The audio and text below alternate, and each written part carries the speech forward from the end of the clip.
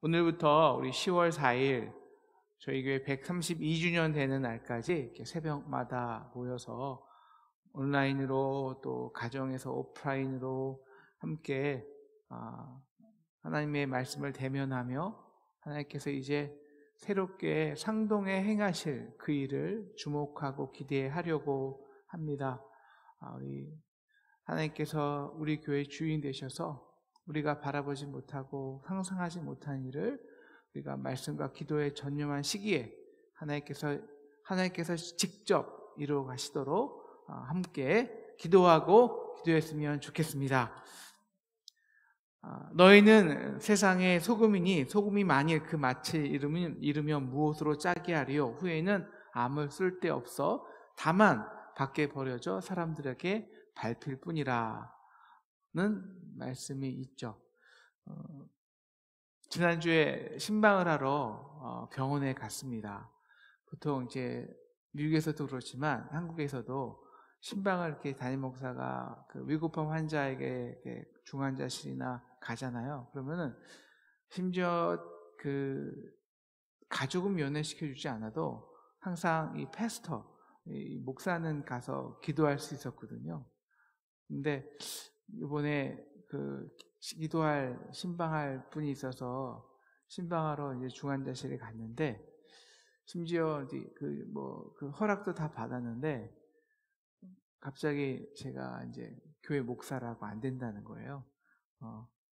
그러니까 다른 사람 다 되는데 교회 목사만은 안 된대요. 참 충격이었죠.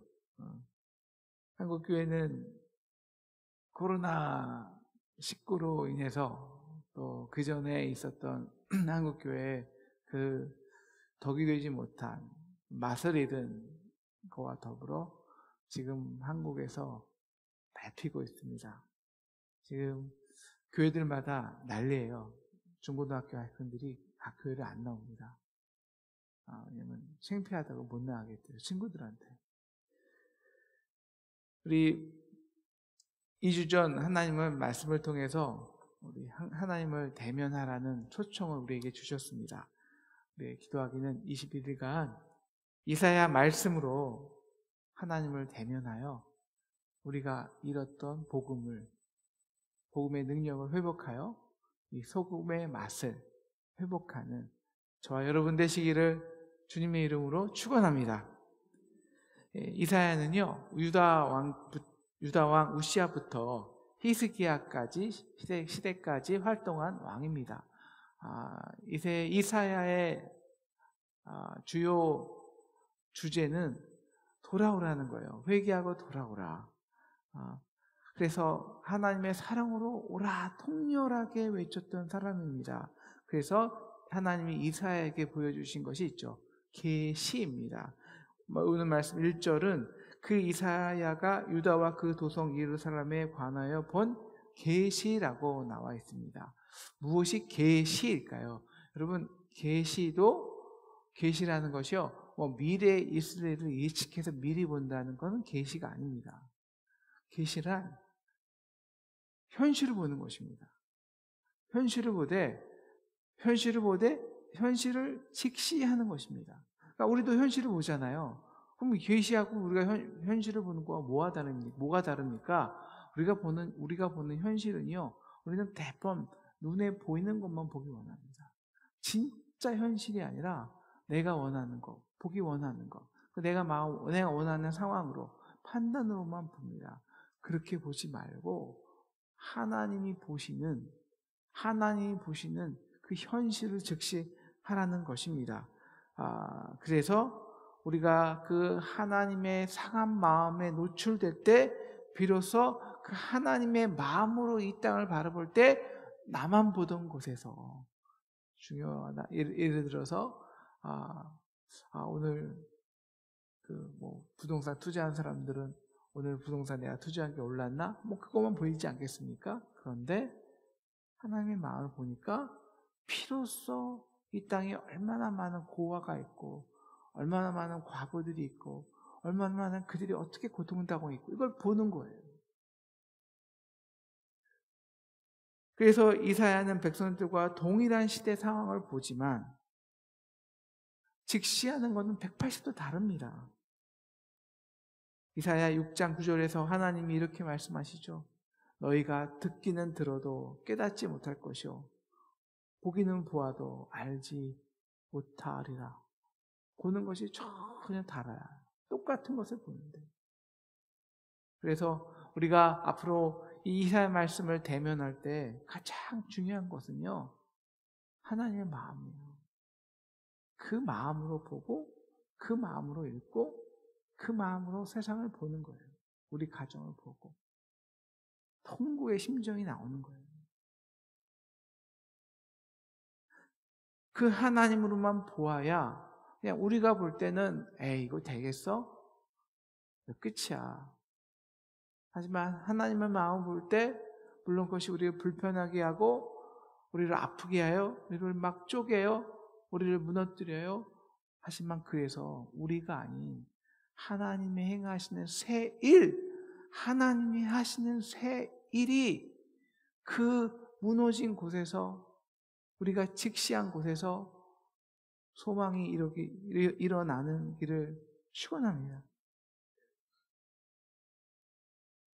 자, 이제 이사야가 유다를 봅니다. 유다를 보니까 7절이요. 보니까 너희가 너희의 땅은 황폐하였고 너희의 성읍들은 불에 탔고 너희의 토지는 너희 목전에서 이방인에게 삼켜졌으며 이방인에게 파괴된과 같이 황폐하였고, 바로 이제 이가 BC 701년의 상황인데요. 히스기야 때 아수르 왕 산헤립이 유다를 공격해서 유다의 유다성 46개를 파괴합니다. 그리고 유다 전역을 황폐시켜요. 유대 땅을. 그리고 겨우 그리고 8절에서 나온 것처럼 예루살렘을 이 아수르 군이 에워싸고 포위하여서요.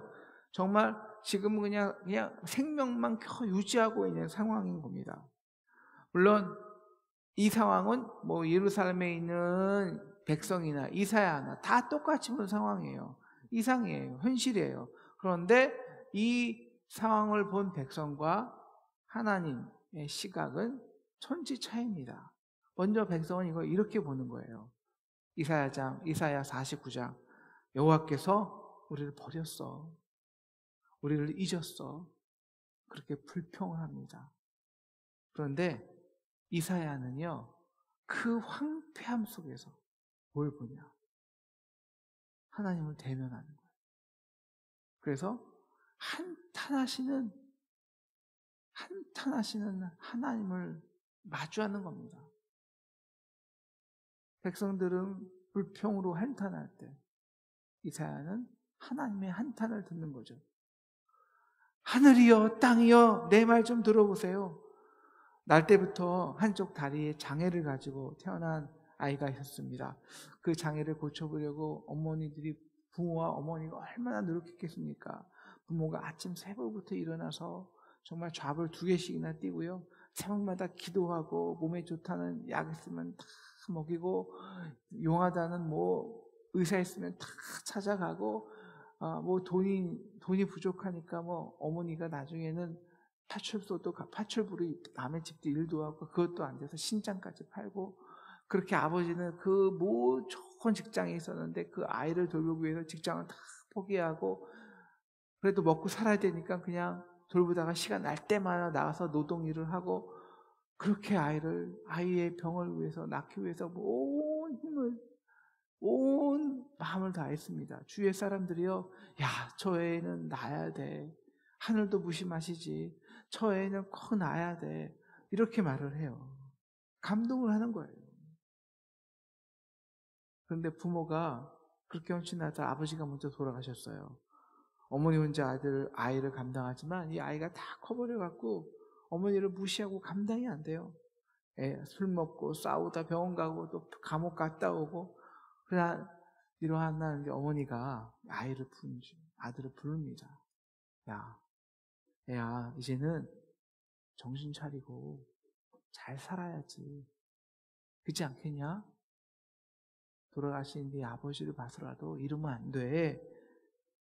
딱 그렇게 말하니까 이 아들이요. 뭐라고요? 당신이 무슨 자격으로 나에게 그렇게 말하는데? 당신이 나를 차를 사줘서 왔어. 나에게 장사 미천 되셨어. 아무리 못해도 아무것도 못해주면서 왜 나를 이렇게 낳아놓고선 책임도 못 질 거면서 제대로 가르치지도 못할 거면서 왜 나를 이렇게 낳았냐고요. 나는 원래 부모 없어. 당신도 내 부모 아니라고. 뭐라고? 야, 하늘이 알고 땅이 알아, 이놈아. 밖에 나가서 아무나 붙들고 물어봐. 내가 너를 어떻게 키웠는지. 너 여기 있어봐. 그리고 밖에 있는 모든 사람을 불러 모으는 거예요, 증인으로. 여보세요, 당신은 알죠? 내가 네 아들을 어떻게 키웠는지, 어떻게 사랑하고 헌신하고, 어떻게 그를 나의 최선을 다했는지. 하늘 아래 있다면, 땅 아래 있다면 당신들이 증인 아닙니까? 그래서 오늘 이사야는 이 계시를 보는 거예요. 그래서 하나님이 2절을 보니까 하늘이여 들으라, 땅이여 귀를 기울이라. 여호와께서 말씀하시기를 내가 자식을 양육하였거늘 그들이 나를 거역하였도다. 하늘이여, 땅이여, 하늘과 땅을 완전히 증인으로 삼는 거예요. 당신들은 알죠. 어떻게 내가 그들을 양육했는지. 소도 그 임자를 알고 나라도 주인도 아는데 어찌하여 이스라엘 백성은 낳고 기른 부모를 거역하며 버릴 수 있단 말입니까? 이사야는 이렇게 탄식하는 하나님을 보는 이게 계시예요. 이게 보는 거예요. 4절 슬프다 범죄한 나라요, 허물어진 백성이요, 왜 분노하지 않고 이 하나님을 슬퍼만 할까요? 한번 우리 그 부모에게 물어보세요. 당신 아들이라면 저렇게 자식 살다가 그냥 죽으라고 해. 어떻게 하겠어? 근데 당신 아들 같으면 그렇게 하겠냐고요. 말할 수 있냐고요. 그래도 내 아들인데, 내 자식인데 더 망가지면 안 되잖아요. 정신은 더 피폐해지고 이제 감옥에서 막 나왔는데 5절 온 머리는 병들었고 발바닥부터 머리까지 상한 곳이 하나도 없는데 그래도 어떻게 살려내야죠. 몽둥이로 때려서라도 사랑구실하게 만들어야죠. 그래서 하나님이 쓰신 몽둥이가 앗소르입니다. 바벨론이에요. 여러분, 자녀가 잘 되라고 몽둥이를 때리지만 사실 누가 더 한없이 아픕니까? 때리는 부모가 더 한없이 아파요. 자신의 심장을 후벼 파는 것 같은 거예요. 왜 때립니까? 이것이죠. 내가 얼마큼 망가져도 나는 절대 너를 포기할 수 없어. 바로 이사야가 목격한 하나님이 이 하나님이에요. 그래서 슬퍼만 할 수 없는 겁니다. 대신은 차분하게요. 이제 하나님은 검사가 돼요. 그래서 그 유다의 죄악을 하나하나 낱낱이 밝히십니다. 그래서 좀 깨닫고 돌이키라는 거죠. 그래서 17절 이렇게 말씀하시고 계십니다. 우상을 섬기지 말고 선행을 베풀고 고아를 억압하고 학대하지 말고 과부의 것을 빼앗지 말라. 이렇게 말하니까요, 백성들이 또 이렇게 말하네요. 아니, 우리가 잘못한 게 뭐 있는데요? 11절입니다. 우리가 우상을 섬겼다고요? 저희가 언제 절에 간 적 있습니까? 우리가 당신께 드린 이 수많은 제물은 뭡니까 그럼? 주일마다 한 번도 빼먹지 않고 드린 헌금과 예배 때 드린 이 살질 송아지와 어린 양은 다 뭐냐고요? 우리가 월삭과 안식일마다 한 번도 빼먹지 않고 당신께 예배드리러 모인 우리의 예배는 도대체 뭐냐는 거예요. 하나님 말씀하시죠. 그래? 너희가 왔지. 솔직히 한번 얘기해보자. 그거 나를 왜 갖고 오니? 아니잖아. 아버지와 어머니가 있었습니다. 어머니가 돌아가시자 아들 셋이 혼자 된 아버지를 거의 방치합니다. 신경도 안 써요. 내보지도 않아요. 그러다가 어머니가 아버지에게 많은 땅을 물려준 걸 알게 돼요. 그러더니 이 세 명의 아들하고 이 며느리들이 정말 경쟁하시듯이 아버지를 찾아오는 거예요. 아버지 이것 좀 드셔세요. 이게 송아지 안심이라는 건데요. 이거 먹으면요. 요새 누가 소고기 먹어요? 이게 100% 이게 곰 쓸개로 만든 건데요. 소고기 먹으면 동맥경화 걸리세요. 이거 먹어야 혈관 팍팍 뚫려요. 그러니까 14절 이렇게 말하는 거죠. 야, 이제 나 좀 찾아오지 마. 이런 거 가져오지 마. 이게 내게 무거운 짐이라. 13절 이게 너가 나를 기쁘게 하려고 가져온 거니? 너희를 위한 거지? 15절 나를 향해 두 손 들고 있던 기도한 그 너희의 부르짖음이 정말 나를 위한 것이냐고. 너희를 위한 거지. 너희 자녀를 위한 거지. 그리고 하나님이 이제 너무나도 습관이 돼요. 하나님이 아니라 스스로의 종교를, 우상을 섬기는 이스라엘의 이 우상을, 종교성을 한없이 고발합니다. 21절부터 23절이죠. 그 신실하신 성읍이 어찌하여 창기가 되었는고. 23절 내 고관들은 패역하였고 도둑과 짝하며 다 뇌물을 사랑하며 예물을 구하며 고아를 위하여 신원하지 아니하며 과부의 송사를 수리하지 아니하는도다. 우리 한국교회와 저와 우리를 향한 하나님의 한탄 아니실까요? 내가 이제 더 이상 내 이름으로 모이지 말라. 성애와 함께 악을 행하는 것을 내가 견디지 못하겠다. 그래서 하나님이 우리의 모임을 해체시키고 우리의 죄악을 낱낱이 드러내신 것 아닐까요? 이게 단지 우리에게 심판하기 위함인가요? 우리에게 단지 죄의식을 주기 위함인가요? 아닙니다. 하나님이 우리를 하나님의 마음으로 보라는 거죠. 대면하라는 거죠. 하나님께 대면할 때 우리의 그 상하고 터지고 우리의 은밀한 죄가 드러나라는 것은 우리가 죄인으로 끝나지 않고 진짜 대면해 보자. 진짜 대면해 보자. 그래서 18절 이렇게 초청하세요. 18절입니다. 오라, 우리가 서로 변론하자. 대면하자. 너의 죄가 주홍 같을지라도 눈과 같이 희어질 것이요 진홍같이 붉을지라도 양털같이 희게 되리라. 너의 그 실패한 모습이 얼마나 끔찍하건, 너의 터진 모습이 얼마나 흉측하건, 그보다 더 끔찍한 게 있다는 것입니다. 끔찍히 너를 사랑하시는 하나님 아버지의 사랑이라는 것입니다. 그래서 우리 이 끔찍한 너의 죄악과 끔찍한 나의 사랑을 한번 대면해 보자는 거예요.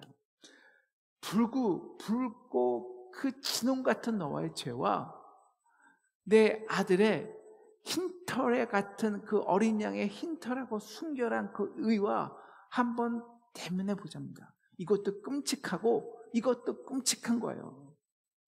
한번 대면해 보자. 너의 죄가 진홍같이 붉을지라도 이 정도의 완벽한 순결이면 그 완벽한 어린 양의 십자가에서 자신의 몸을 다 내어 던져서 피와 물까지 다 흘려 죽은 이 정도의 완벽한 사랑이라면 그 분호, 그 진한 붉은 죄는 희어지고도 나와.